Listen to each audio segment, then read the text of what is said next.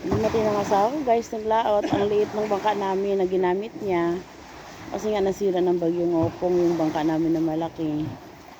At may huli naman siya guys. More than 10 kilos na isda. Yan o.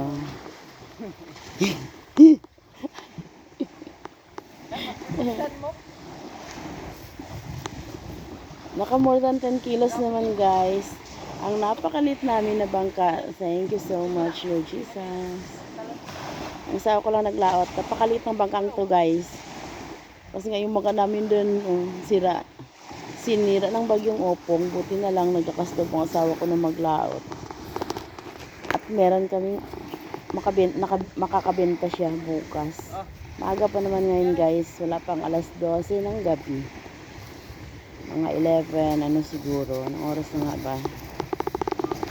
11:48. Yes, thank you, thank you.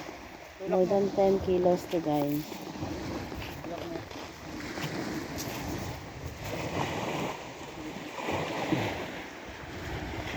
Inaayos ng anak ko at asawa ko ang bangka namin.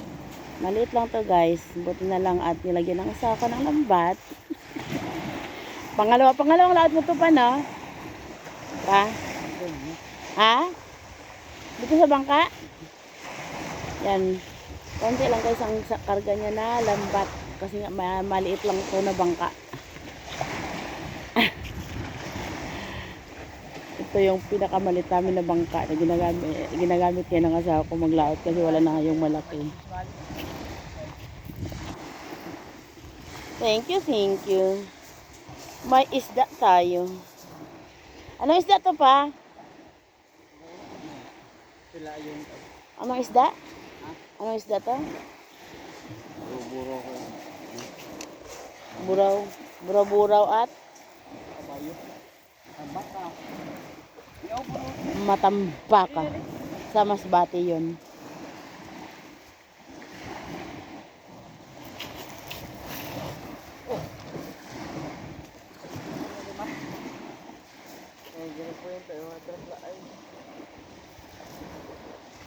Tirahan na dito.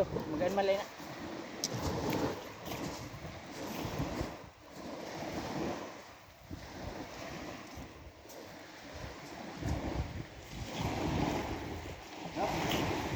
Ayan.